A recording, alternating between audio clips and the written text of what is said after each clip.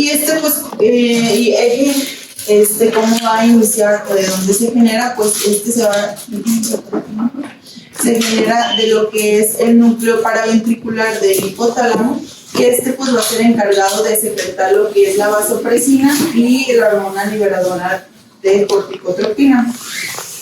Esta hormona liberadora de corticotropina pues se va a transportar a lo que es la hipófisis anterior a través de lo que es el sistema de vasos sanguíneos, sobre todo del tallo hipofisiario, y pues estas dos, junto con la CRH y la vasopresina, van a actuar en sinergia para pues estimular la secreción de ACTH, como se ve aquí en la imagen. Esta va a ser transportada por la sangre hacia lo que es la corteza suprarrenal de la glándula suprarrenal, pues esta donde va a estimular la síntesis de corticosteroides como el cortisol, que es el que nos interesa principalmente.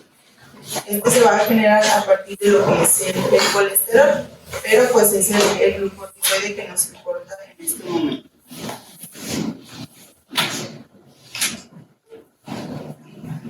Y bueno, ya llegando a lo que es la glándula suprarrenal, sabemos que la vamos a dividir en dos partes, lo que es la médula, en la que pues vamos a producir principalmente las catecolaminas, lo que es la adrenalina, la noradrenalina. Estas pues sabemos que van a estimular lo que es el sistema nervioso simpático, aumentando lo que es la frecuencia cardíaca, el gasto cardíaco, y la corteza la vamos a dividir en la zona glomerulosa, la fasciculada y la reticularis, que esta pues van a producir principalmente hormonas en lo que es la zona glomerulosa, lo que es la aldosterona como un mineralocorticoide, la fasciculada, que va a generar lo que es el cortisol, que es la zona que más nos importa en este tema, y la zona reticularis, que va a generar lo que son los andrógenos.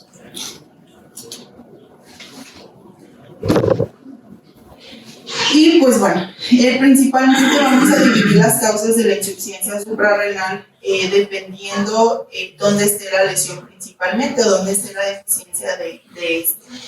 Principalmente tenemos las causas primarias, que vamos a tener una afectación en lo que es la glándula o una lesión en lo que es la glándula suprarrenal, donde pues aquí lo que va a fallar pues es la generación del cortisol.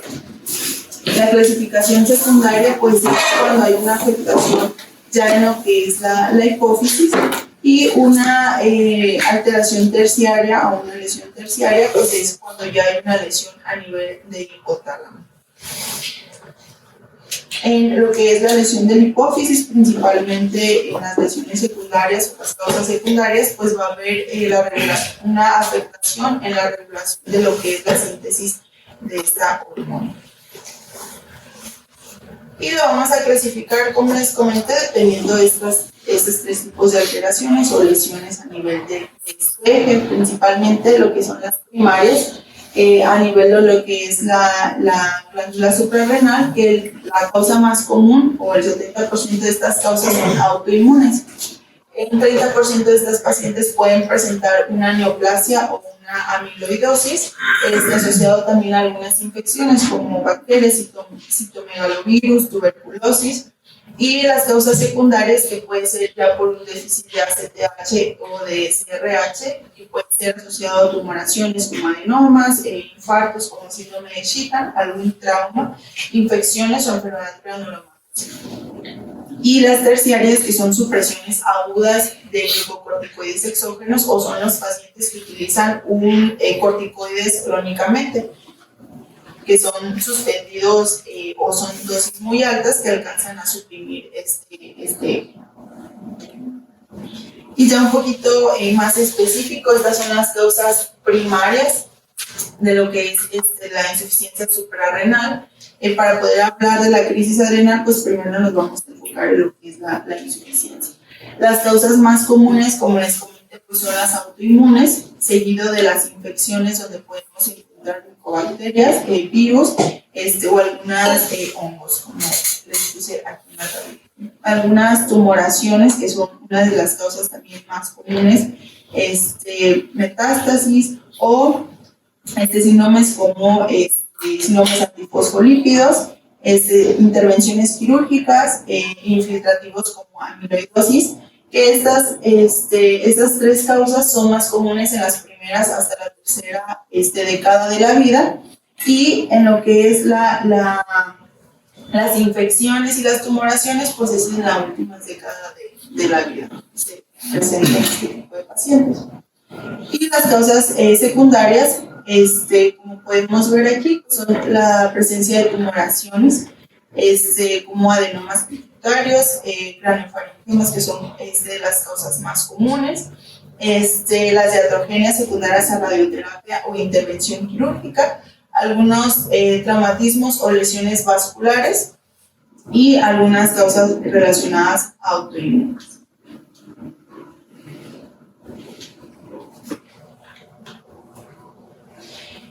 Y la terciaria, que está relacionado con el uso de corticoides. Aquí les puse una tablita en la cual tenemos una asociación de 1 a 3% de relación con nuestra población que usa o tiene un uso crónico de corticoides, que de estos 3%, 0.5 a 1.8, pues tienen un uso crónico de estos, donde 1.4% son pacientes mayores de 55 años y 3% de ellos son mayores de 80 años. Aquí les puse una tablita en la parte izquierda de mi mano de la pantallita, donde se puede apreciar las dosis en que estos corticoides llegan a suprimir lo que es la prednisona, mayor de 5 miligramos al día, la dexametasona 0.5, la hidrocortisona 15 miligramos al día y lo que son los corticoides inhalados, la fluticasona y la beclometasona. Y bueno, ya vimos esto en general, lo que es la función de este eje, y vamos a ver ahora cuál es la intervención o cómo es que se modifica o qué importancia tiene cuando nos exponemos ante una enfermedad crítica en la que sabemos que esta pues es una forma severa de estrés físico que pueden producir pues muchos cambios metabólicos y endocrinológicos, pues más que nada para ayudar a que nuestro cuerpo se produzca una adaptación en el organismo ante alguna situación de lucha, como puede ser pues un proceso de estrés infeccioso o alguna otra asociación. Los factores, sobre todo estresantes, pues van a ocasionar lo que es una señal neuronal, y van a provocar señales inflamatorias que van a actuar sobre este núcleo paraventricular que les había comentado en la primera diapositiva sobre este eje, que ocasionan la estimulación y la síntesis y la secreción de lo que es la hormona liberadora de corticotrofina y lo que es la vasopresina. Estos los van a estimular hacia la hipófisis anterior, donde pues estas hormonas van a ocasionar que se libere lo que es ACTH. Esta liberación de ACTH pues se va a liberar hacia lo que es la circulación sistémica. Va a haber una liberación de catecolaminas, donde esta va a ocasionar lo que es el aumento del gasto cardíaco, el aumento de la presión arterial y la frecuencia cardíaca. Hay un aumento de lo que es la concentración de glucocorticoides con un aumento de lo que es la disponibilidad del cortisol. Una vez que ya se haya liberado esta hormona, la ACTH, pues se va a hacer lo que es una estimulación, sobre todo en la zona fasciculada, que es la que les comenté que iba a ser la más importante durante esta patología. ¿Por qué? Porque aquí es donde se va a provocar una esteroidogénesis, donde se va a producir en exceso una liberación de lo que es el cortisol. El cortisol, pues sabemos que esta se va a regular su propia producción conforme se haga esta estimulación, y pues esta se va a estar uniendo a lo que es el receptor de glucocorticoides en lo que es el hipotálamo y la hipófisis, pues para hacer la regulación. Lo que va a disminuir la secreción de ACTH a través de circuitos de retroalimentación, tanto cortos y largos, para poder recuperar esta homeostasis. Lo que es la producción excesiva del cortisol, pues hace ese efecto de retroalimentación hacia el nivel de lo que es hipotálamo hipófisis para que esta misma trate de llegar a una homeostasis de su producción.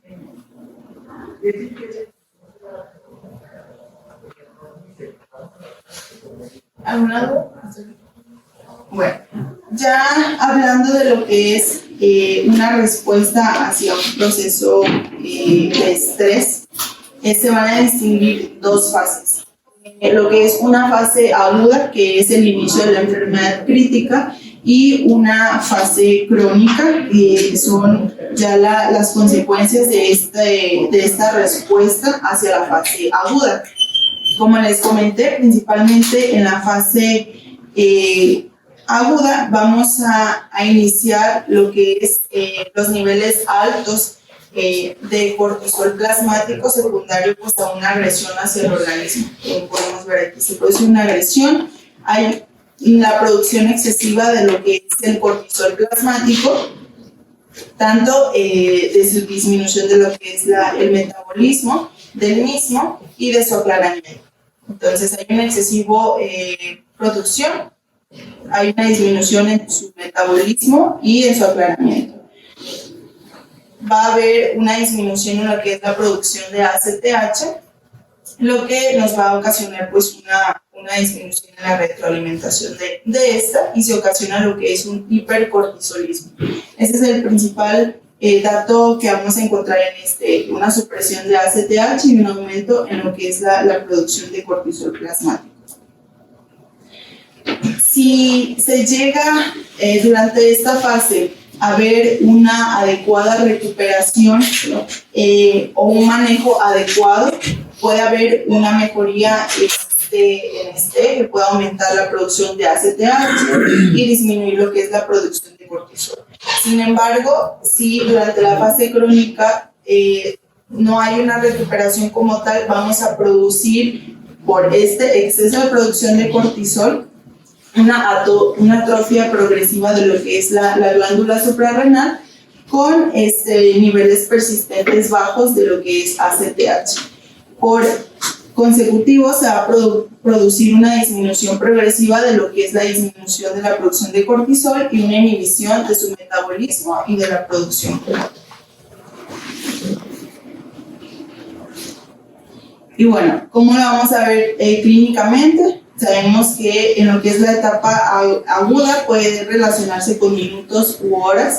Lo que es la fase de recuperación puede ser entre horas y días y una fase crónica se puede llevar hasta semanas. Entonces hay como comentamos anteriormente, una producción excesiva de lo que es el cortisol, que pues sabemos que esto nos va a ocasionar una activación en los receptores mineralocorticoides que nos puede ocasionar una retención de lo que son los líquidos, un aumento de lo que es la contractilidad cardíaca y un aumento de lo que es la presión arterial. Todo esto en la fase aguda nos condiciona para un beneficio y reparación de lo que es el daño tisular. Esto nos ayuda a la recuperación de esta fase crítica. Sin embargo, si se lleva hacia la fase crónica donde no hay una recuperación, pues nos va a ocasionar lo contrario, que son efectos de inmunosupresión con mal resultado en una enfermedad crítica. Y pues bueno, aquí les puse un artículo, es un estudio prospectivo donde evalúa lo que es la incidencia de la insuficiencia suprarrenal. Se hizo una evaluación de 9 meses por unas UCIs quirúrgicas, en la cual se evaluó una incidencia del 0.66%, sobre todo en pacientes que ya tenían más de 14 días de estancia en la unidad de cuidados intensivos, con una incidencia del 6%, asociado más a pacientes mayores de 55 años y que tenían más de 14 días de estancia intrahospitalaria, con un 11% de incidencia. Y bueno, aquí les puse lo que es un estudio observacional. Se evaluaron pacientes adultos que tenían un diagnóstico de choque séptico, pero estos pacientes tenían una dependencia de lo que es el vasopresor. Es un estudio pues de muy poca población, son 13 pacientes evaluados. en lo cual se evaluó lo que es el nivel de cortisol. En ello se demostró que al ingreso de la unidad de cuidados intensivos tenían un cortisol de 41 miligramos sobre decibel.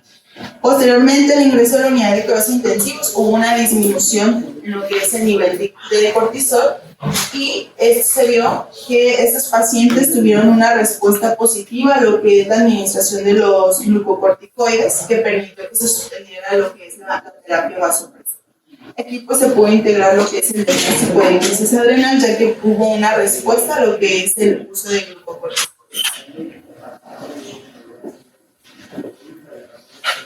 Y bueno, ¿qué escenarios posibles podemos tener en estos pacientes o cuáles son los escenarios que nos debutan a este tipo de patología?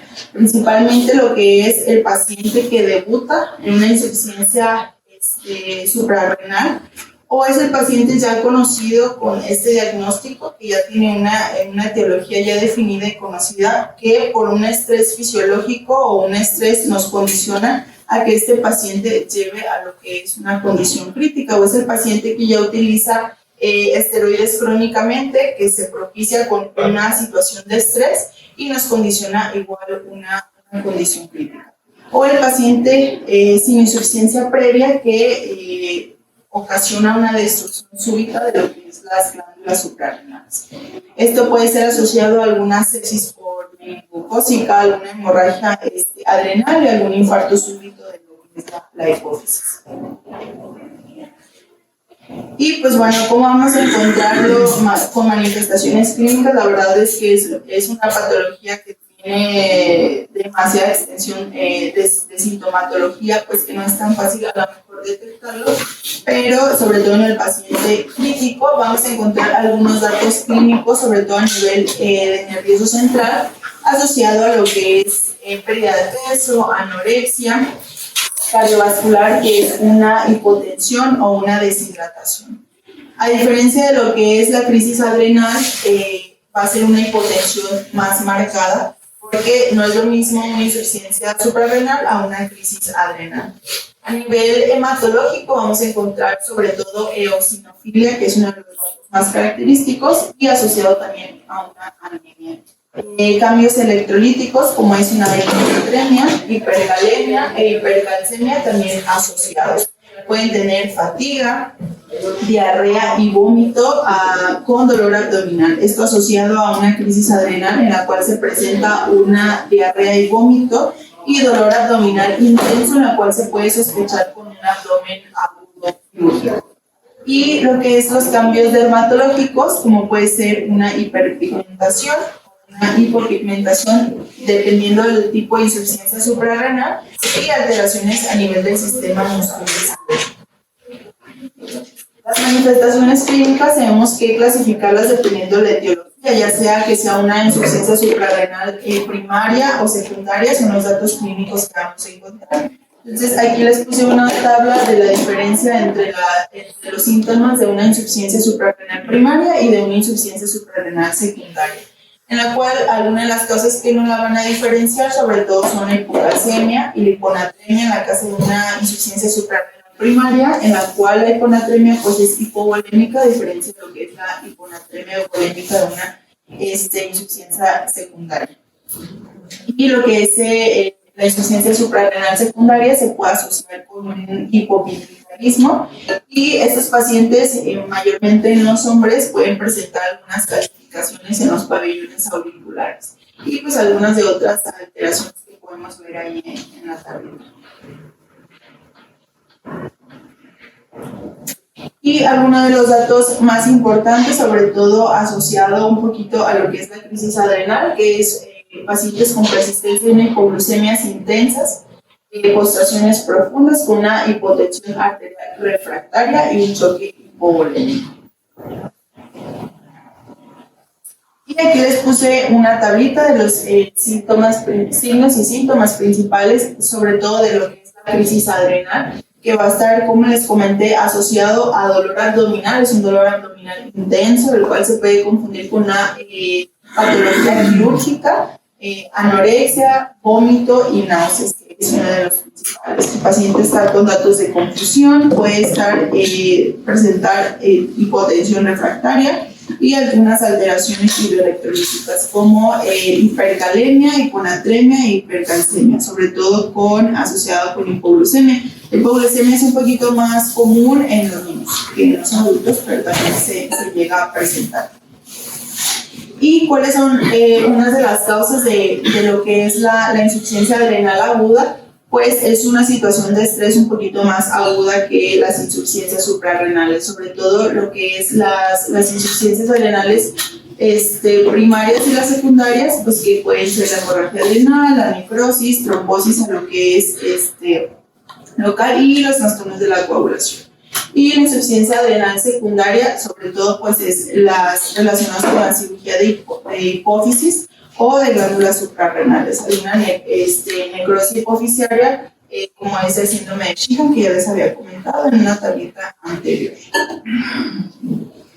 Y pues bueno, ¿qué es lo que nos puede debutar en estos pacientes a llevarlos a una crisis adrenal? Sobre todo lo que son la gastroenteritis, que es una de las causas principales asociadas a lo que es la hipovolemia, infecciones asociadas, procedimientos quirúrgicos, donde sabemos que estos pacientes requieren dosis más altas de corticoides, algún infarto de miocardio, reacciones alérgicas, estrés psicológico o hipoglucemia.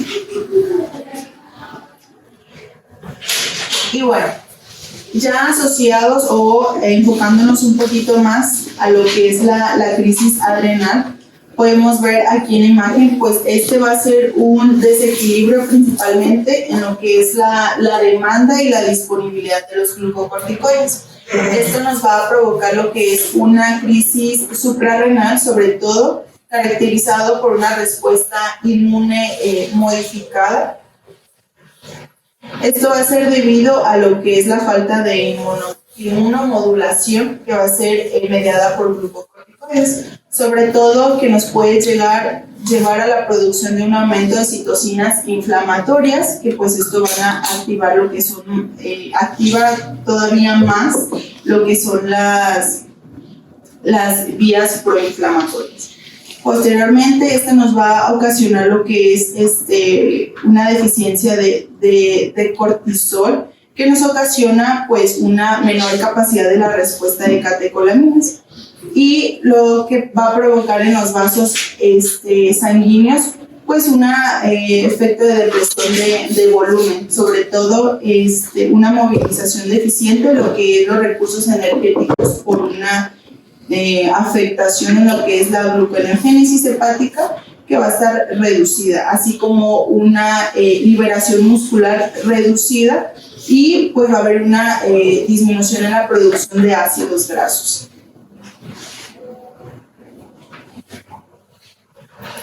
Y pues bueno, aquí hay una tablita realmente lo que es la definición o el abordaje de lo que es una crisis adrenal no está tan descrito, pero les puse una tablita de las definiciones de la crisis adrenal. Eso sobre todo son 5 bibliografías diferentes.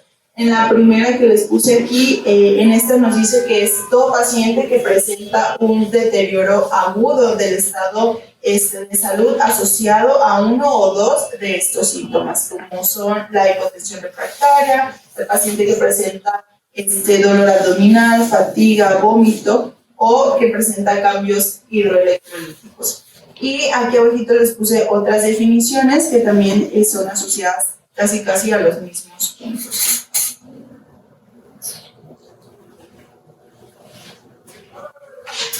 Y bueno, les puse aquí una tabla de lo que es la diferencia entre la insuficiencia adrenal y lo que es la crisis adrenal, algunos de sus signos y de sus síntomas que nos pueden hacer una diferencia entre ellas.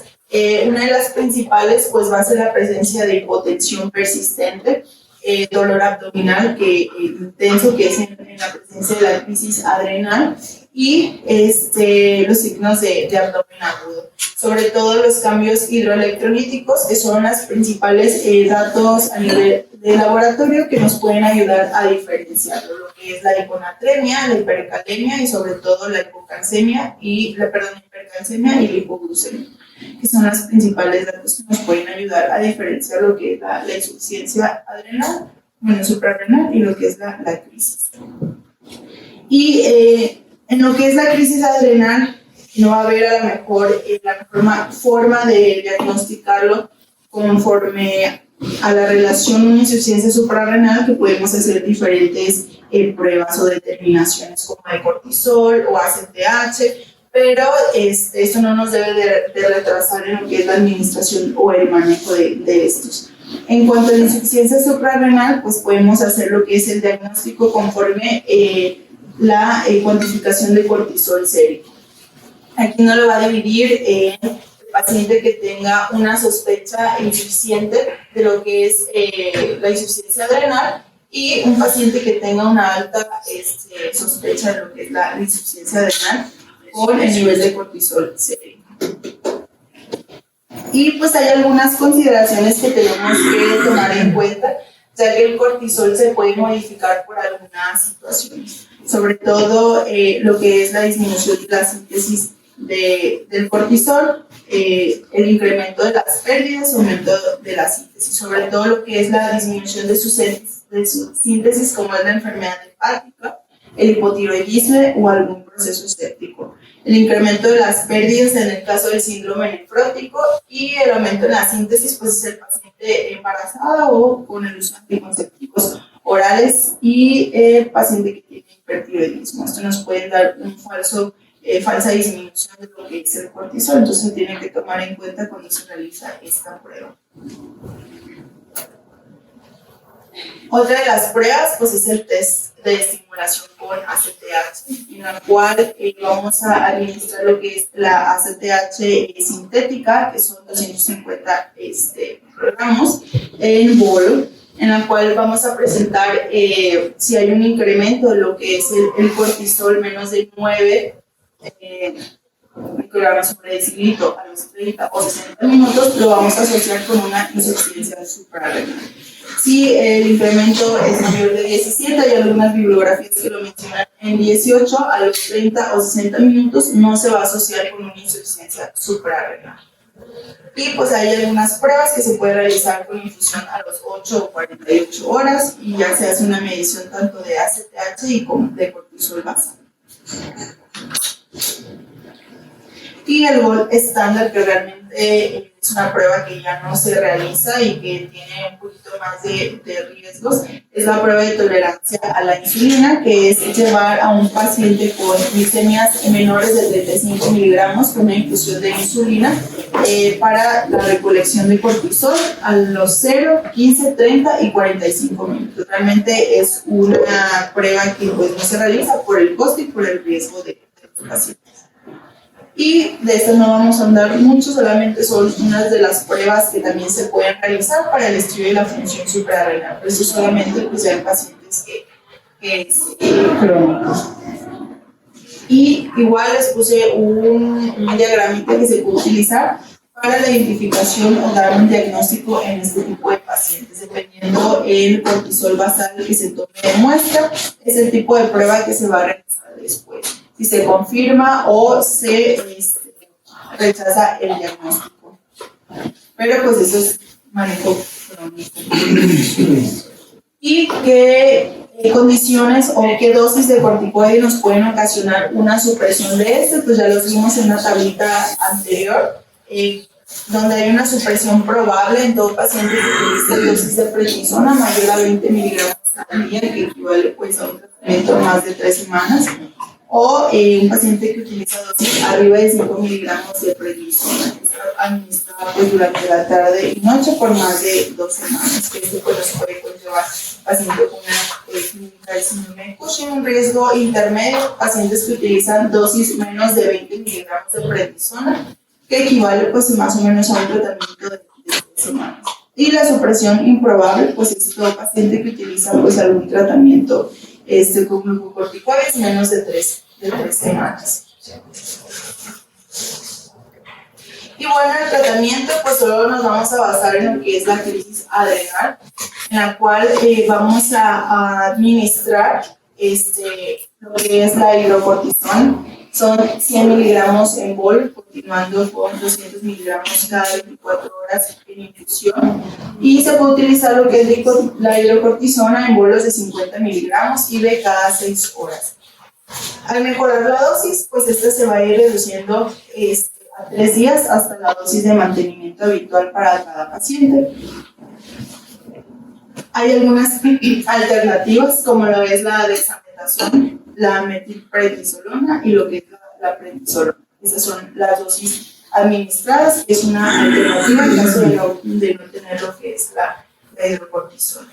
Y sobre todo el manejo de lo que son las soluciones intravenosas, se van a aplicar soluciones al 0.9%, en la cual menciona en la idea que les puse aquí bajito, que son 1000 mililitros en la primera hora, dependiendo obviamente del contexto de nuestro paciente. Y en caso de que el paciente presente hipoglucemia, esto sobre todo en pacientes ancianos y en niños, en los cuales aplican una solución glucosa de 5%, si el paciente presenta una hipoglucemia con glucosa menos de 70 miligramos sobre decilitro.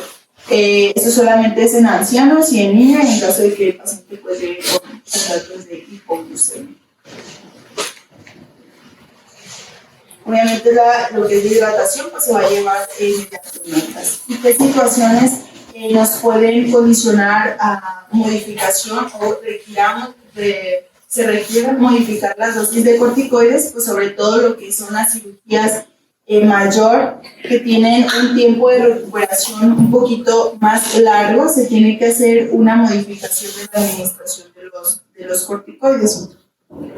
Sobre todo en lo que es las cirugías mayores, en las cuales se necesita administrar una dosis previa de hidrocortisona preoperatorias, que son 100 miligramos de hidrocortisona, que son justo antes de lo que es la intervención quirúrgica, y las necesidades postoperatorias, que son el primer día pues son 100 miligramos cada 8 horas o en infusión continua, y posteriormente ir a disminuyendo progresivamente un 30% por día. Dejar una dosis de mantenimiento posterior, ya si el paciente se va a integrar en una cirugía mayor, pero con recuperación rápida, y se va a someter a un procedimiento menor, o si nada más es una intervención no invasiva. ¿Y qué situaciones de estrés también requieren la modificación de tratamiento? Sobre todo en pacientes también crónicos que son enfermedades febriles menores. El paciente que presente vómito persistente o diarrea, en la cual se tiene que modificar igual la dosis de hidrocortisona, 50 miligramos cada 12 horas, y pues ir considerando eso, sobre todo en pacientes con insuficiencia suprarrenal ya crónica. El paciente que se ha sometido a algún tipo de estrés, y sobre todo mencionaba la guía lo que es el estrés psicológico, que era una causa importante. Y pues sería, no sé si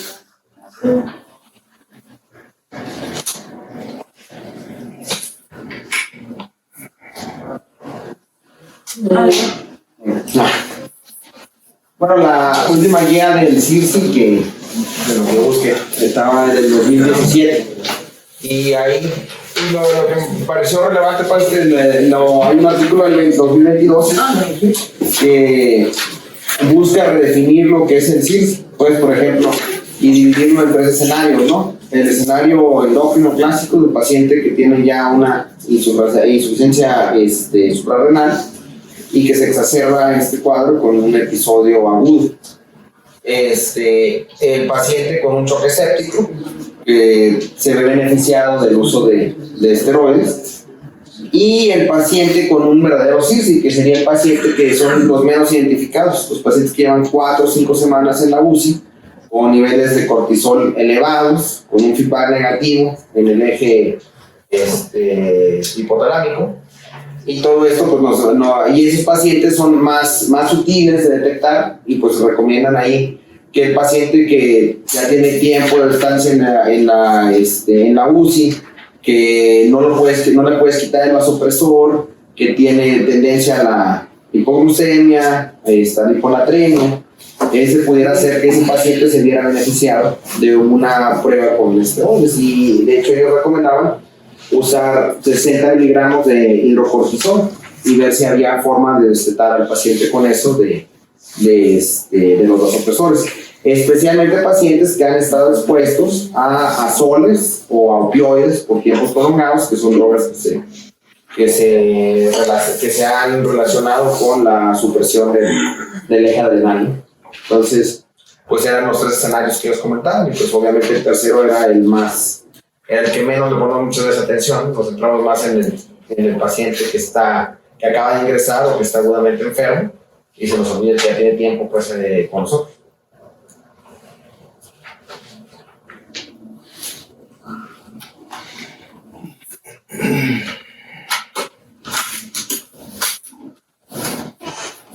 Miren, comentaste las dosis de cuando pueden hacer supresión, pero ¿a cuánto tiempo? ¿Cuándo pueden hacer supresión? Pues dijo que más de 2 semanas, ¿no? 3 semanas. 2 o 3 semanas. Sí, de 2 a 3 semanas. Fíjate que toda esta revisión me recuerda mucho a la muchachita que estuvo en la 9. ¿Recuerdas que ella aparentemente ya tenía más de 2 semanas en el hospital con tratamiento antimicrobiano de amplio espectro, con terapéuticos? Tuvo trastorno electrolítico y alteraciones neurológicas. Y aunque ella no, en un inicio estaba hemodinámicamente no comprometida, después sí se desarrolló. Y ella yo creo que traía una crisis severa. Revisando todo esto, creo que la duda es no la tengo. Pues es que también el cuadro clínico es muy específico. Sí debimos de haberle hecho el protocolo de abordaje con atremias. El problema es que cuando llegó con nosotros ya estaba con atremia corregida. No, y faltaban ciertos datos, no tenía hipoglucemia, las trastornos del potasio no los tenía tampoco. Entonces no sabíamos Había exactamente. estado con datos de alteraciones electrolíticas en piso, pues. Pero algo que fue notorio fue que lo que se daba era la alteración neurológica, ¿no? Que dices, bueno, ¿por qué se deterioró? Y esa paciente no le pensamos en protocolizarla en ese sentido. Porque existe todo, ¿no? Amonio, función, todo el otro, pero no existe una mención de... Pero sí, como me está hablando, en el caso de esa paciente, es como la clínica no estaba tan manifiesta, digo ya sesgada por los cambios. Bueno, Pero traía un registro de dato, tenía otras cosas como para explicar los trastornos electrolíticos, pero quizás falta de la complementación es una potenciales evocados en resonancia magnética, porque realmente no sabemos. Aquí se hizo bien la reposición de sodio cuando llegó. Nos ha tocado pacientes que vienen a otro hospital, le hacen una sobrecorrección, llegan aquí, ya estoy con atrémicos, aquí se hace bien, pero repunta el deterioro neurológico al tercer día. Es que ese es el punto, o sea, ese es el punto. Hay pacientes que no son de libro. Y tienes que, por descarte, buscarle otras causas.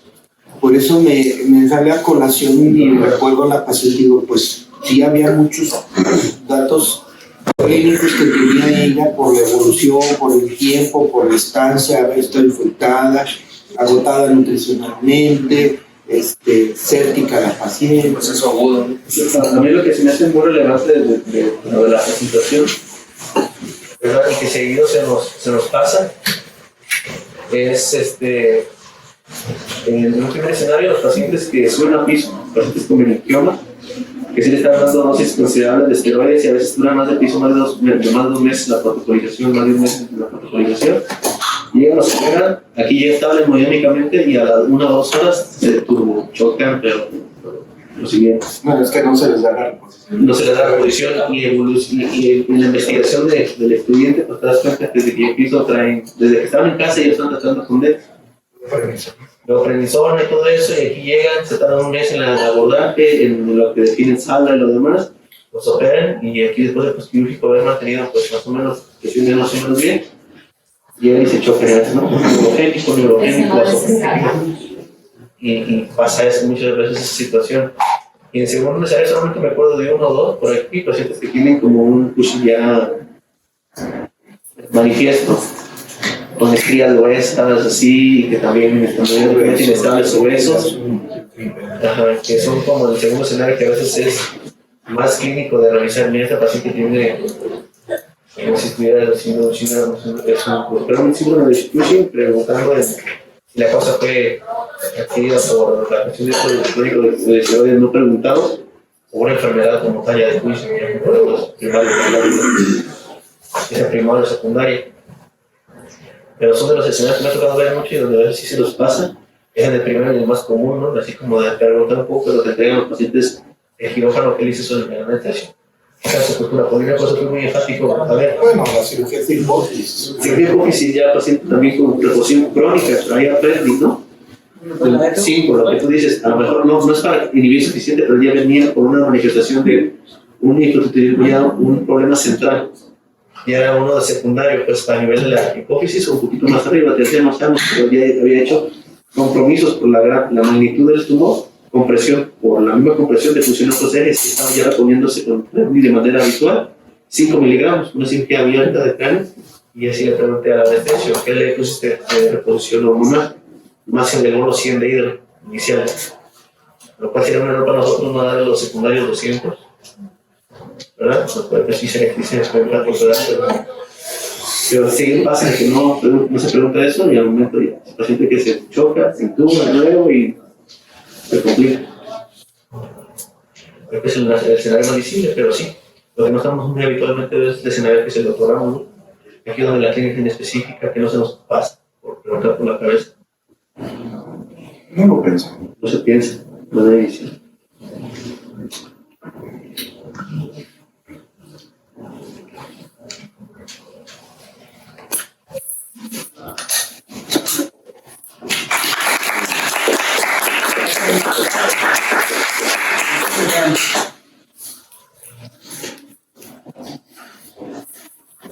¿Cuántos indexos tenemos pendientes? Pues está el de la miastenia. La señora de la miastenia. Ajá. En la madrugada interconsultaron a un chavito, ajá, posparo. Pero cirugía general. sí. Y un señor, pero bueno, ese sí no sabría. Un señor de 66 años, con choque séptico, refractario, secundario a una neumonía, según es influenza.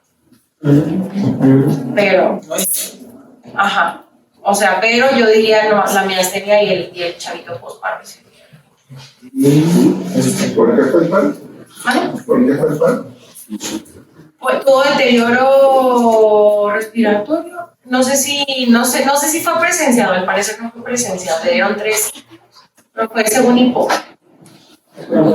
Ajá, no sé si ahora ven interconsulta. Es un paciente complicado. La guardia primero, eso no lo presentaron por decirte que. Desde 31, no le habían hecho una. ¿Qué crees? Tiene el abdomen congelado.